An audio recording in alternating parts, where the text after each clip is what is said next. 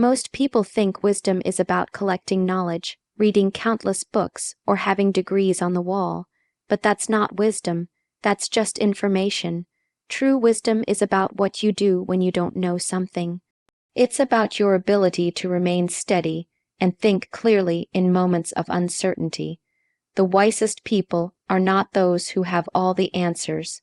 They are the ones who are calm and deliberate in seeking the right ones. When I served in the Secret Service, there were constant situations where the stakes were high, and there was little time to act. You're trained for emergencies, yes, but no training can script exactly what you'll face when it's real. That's where wisdom comes in. It's not about reacting fast, it's about responding well. The difference is subtle, but critical. A reaction is instinctual, a response is intentional. Wisdom means stepping back when your ego wants to step forward. It means resisting the temptation to pretend you know everything, and instead asking the hard question, what am I missing here? In our society, not knowing has somehow become a weakness. People are afraid to say, I don't know, because it feels like failure. But in truth, admitting you don't know is a mark of strength. It shows you're not driven by insecurity. You're driven by the pursuit of clarity. The wisest leaders I've encountered in law enforcement, media, and even global organizations all had one thing in common. They were incredibly curious. They didn't walk into the room thinking they were the smartest. They walked in trying to learn something, and that humility gave them power. It made people trust them, respect them, follow them. Wisdom also demands self-awareness. When you don't know something and you feel yourself getting defensive or uncomfortable, pause. That emotion is telling you something.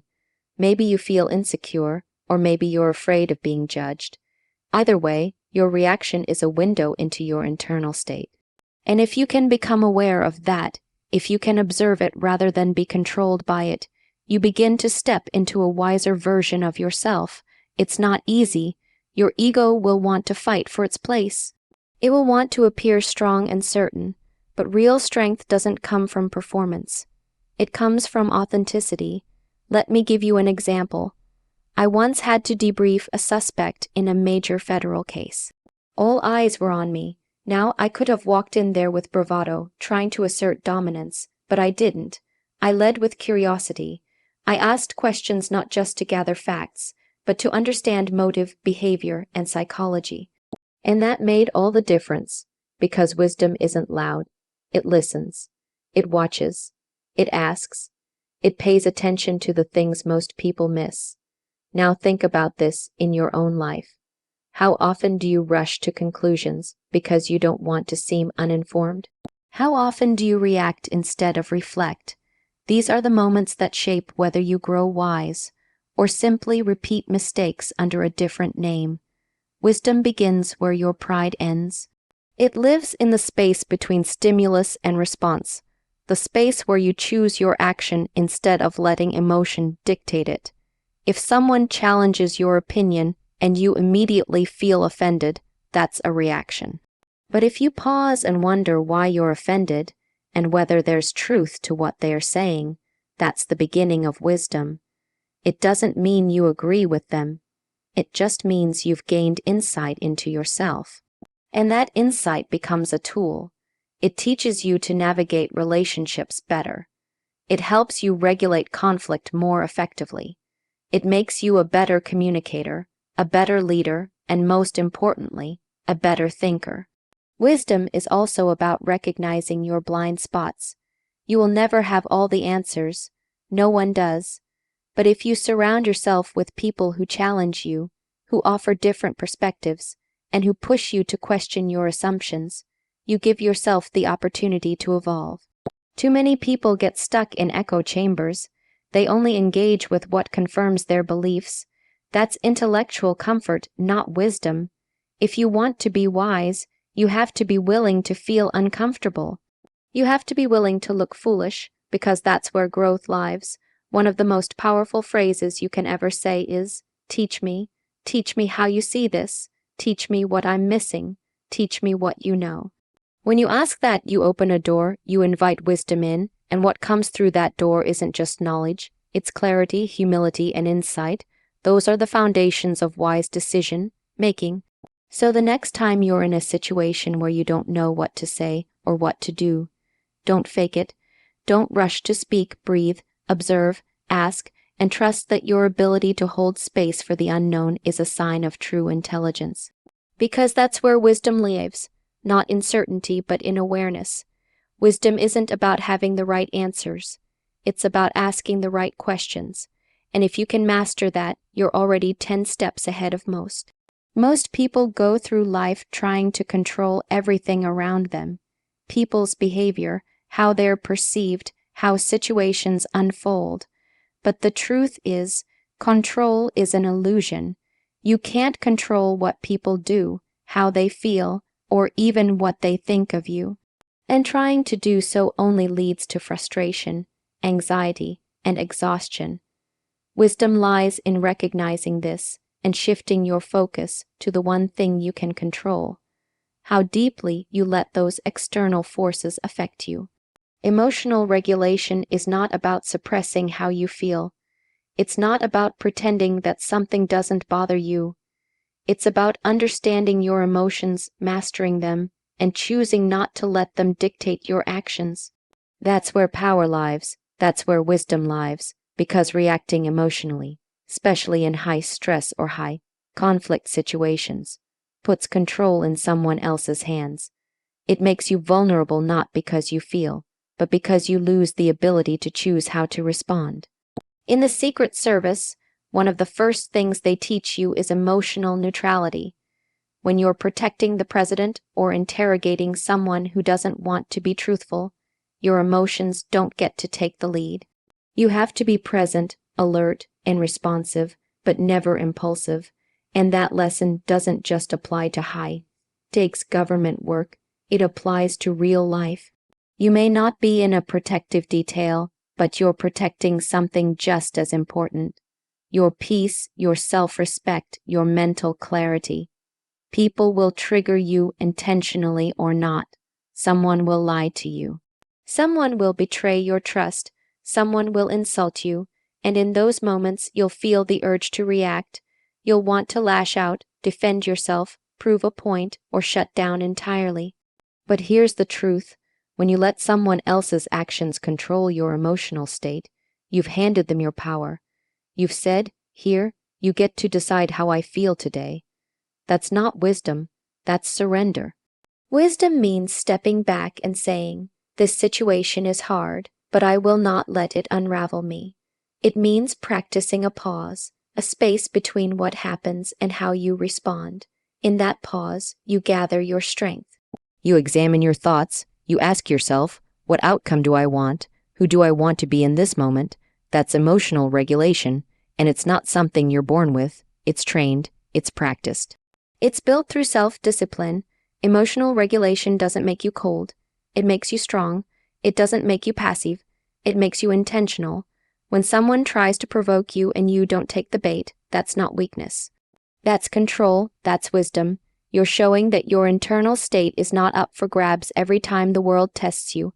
And believe me, it will test you.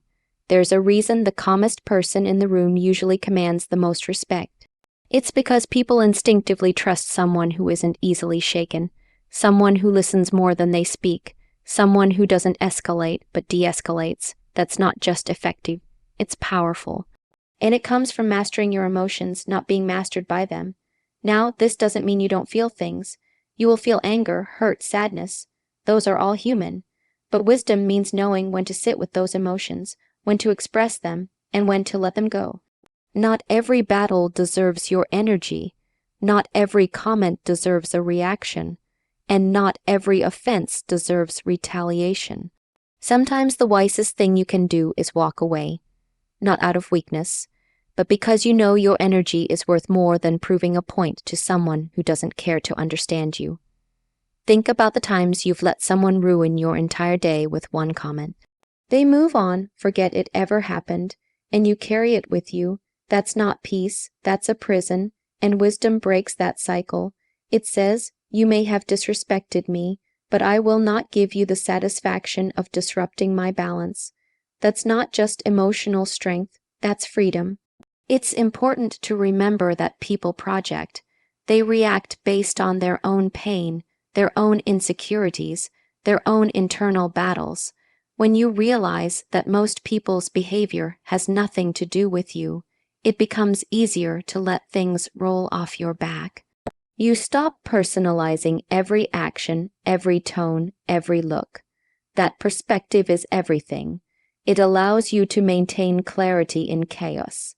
One thing I always teach, especially to women in high pressure roles, is that emotional mastery is your armor. It doesn't mean you don't have emotions. It means your emotions serve you, not sabotage you. And that's what wisdom looks like in action. It's knowing the difference between being honest and being reactive, between speaking up and lashing out, between expressing yourself and exploding. You become wise the moment you realize that external circumstances will never consistently align in your favor. People will disappoint you. Life will challenge you, but you don't have to give those circumstances permission to define you.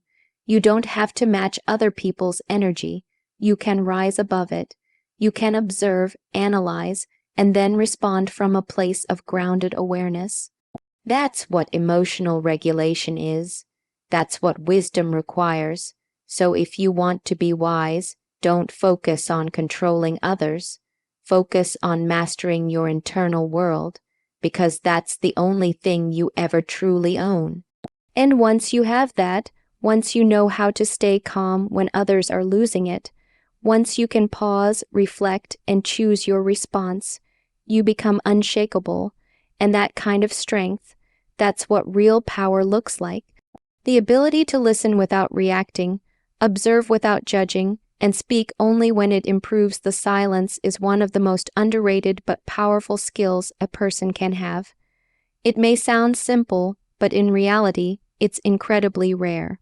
We live in a world that encourages noise, constant commentary, quick judgments, and instant opinions. People rush to speak before they understand. They react without listening. They interrupt not just conversations, but opportunities for clarity and wisdom. But if you want to be truly wise, you have to rise above that chaos. You have to learn to quiet your impulse and sharpen your awareness. Listening without reacting isn't passive, it's active control. It's restraint. It's strength. Most people listen to respond, not to understand. They're not really present. They're preparing their reply while the other person is still speaking. That's not listening, that's positioning. But when you're truly present, when you're listening with your full attention and not planning your comeback, you gain insight that most people miss. You begin to hear not just what's being said, but what's not being said. You pick up on tone, body language, contradictions, inconsistencies. That level of awareness makes you powerful, not because you dominate the conversation, but because you can read the entire situation. Observation without judgment is another level of awareness that wise people practice constantly. We're wired to judge. We walk into a room and immediately make assumptions about people's status, intelligence, motives, even their worth. But wisdom demands that we pause that instinct, that we allow space for complexity, because life isn't black and white. People aren't good or bad, they're layered. And if you move through the world only seeing what you want to see, filtered through your own bias, you miss the truth. Observation is a skill. Judgment is a reaction. The more you observe, the more you understand. The more you judge, the more you block yourself from growth.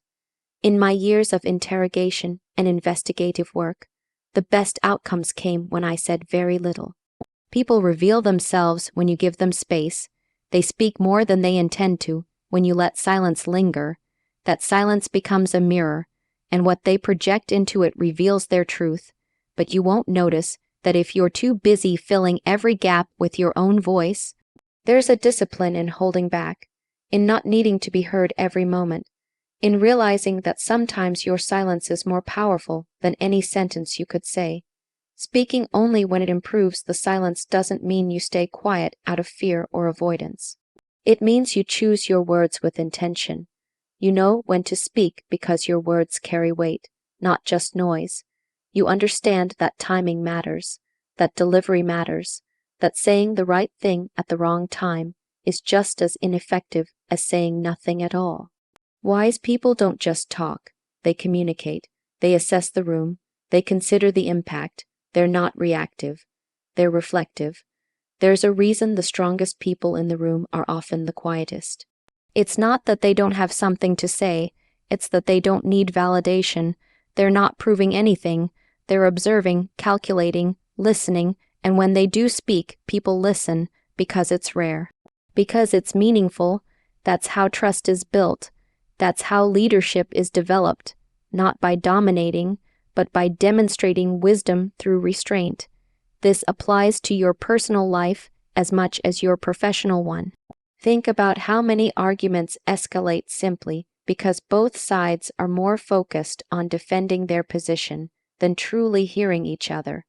In those moments, wisdom would ask, what's the goal here? Do I want to be right, or do I want to understand? Do I want to win, or do I want to grow? There's strength in slowing down a conversation and asking real questions, in repeating what someone said just to make sure you got it right. In saying, help me understand your perspective, that's not weakness, that's intelligence, that's control. You don't need to agree with someone to give them space to speak, and you don't need to interrupt someone to make your point more valid. Listening is about empathy, observation is about clarity, speaking is about impact. Put those three together and you become not only wise, but powerful in a way that doesn't rely on force. It relies on presence. Social media and modern communication have made it almost normal to react before reflecting. But wisdom is not about speed. It's about precision. It's about being so anchored in who you are that you don't need to constantly insert yourself into everything. You choose your moments, you read the room, you adapt to energy without losing your values, and that presence, that calm, makes people take notice. You walk into a room and they can feel it.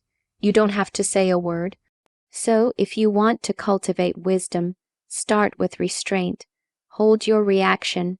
Observe longer than feels comfortable. Let people talk. Let them fill the silence.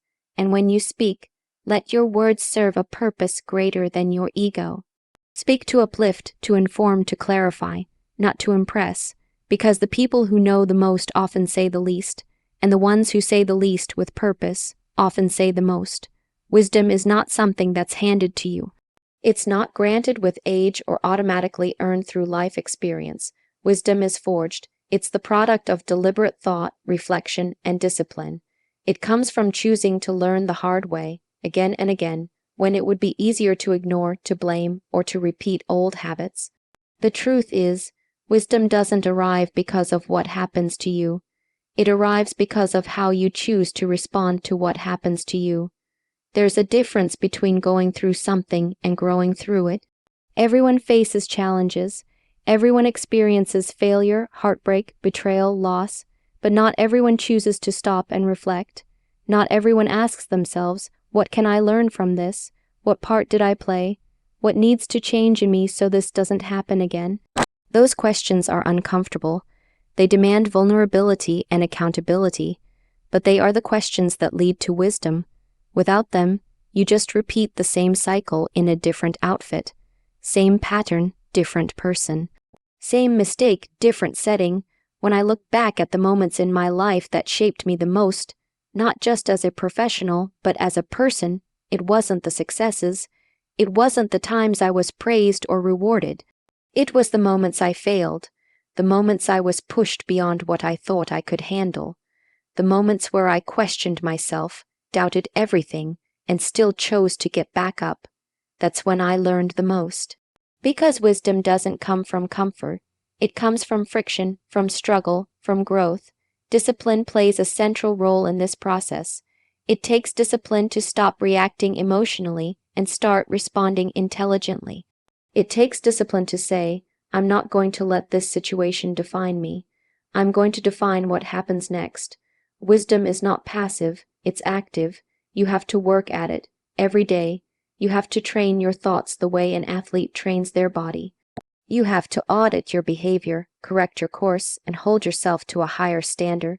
Even when no one's watching, too many people wait for clarity to come to them. They hope wisdom will show up after enough time has passed. But wisdom doesn't chase you. You have to pursue it.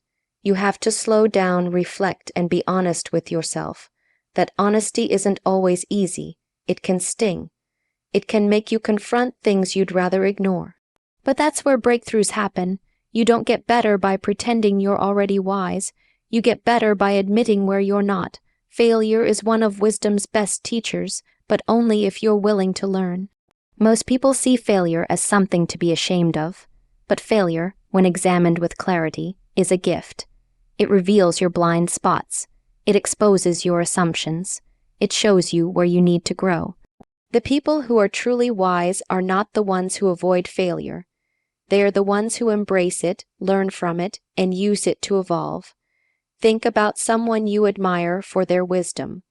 I can almost guarantee that person didn't get there by having an easy life. They got there by surviving hard moments with intention, by making mistakes and taking responsibility, by standing back up every time they got knocked down, and only this time with more awareness. That's how you earn wisdom. You don't just go through fire, you use the fire to sharpen your edge. Self-discipline is also what protects your wisdom. You can learn something powerful, but without the discipline to apply it, it fades. Wisdom is not just about insight, it's about integration. It's taking what you've learned and living it out, day by day, decision by decision. It's saying no when you're tempted to repeat an old pattern. It's holding your ground when your emotions tell you to run. It's choosing the harder right over the easier wrong. That's what separates someone who's been through a lot from someone who's grown through a lot. One of the most difficult things to do is to sit with discomfort long enough to understand what it's trying to teach you. We're wired to escape pain, to distract ourselves, to blame others. But wise people lean into the discomfort. They ask what it's here to show them. They don't rush the process. They don't chase quick solutions. They know that some lessons take time. They know that wisdom grows in silence, in solitude, in stillness. And most importantly, wise people don't see wisdom as a destination. They see it as a discipline, a practice, something that must be worked on every single day. It's not something you achieve once and keep forever. It requires maintenance. Just like strength, just like courage, just like trust. You have to keep showing up for it, especially when life tests you. So if you want to be wise, don't wait for it to come to you. Go earn it. Go live the kind of life that requires you to be honest, to be disciplined, to be uncomfortable. Reflect on your choices. Learn from your failures. Hold yourself accountable. That's how wisdom is built. Not overnight, but over time. Through effort, through repetition, through an unshakable commitment to growth.